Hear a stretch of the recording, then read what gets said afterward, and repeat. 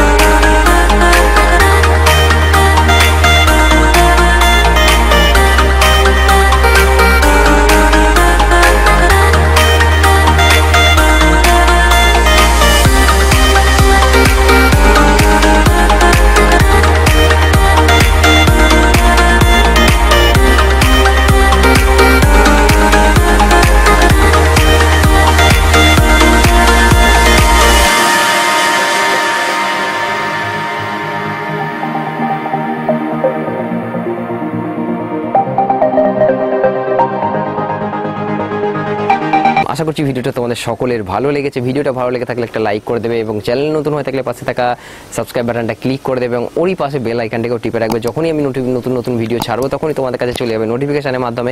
So ভিডিওটা এত অবধি ছিল, দেখা হচ্ছে পরের একটা ভিডিওতে নতুন কোনো ভিডিওর সাথে। ততক্ষণের জন্য গুড বাই, থ্যাংক ইউ।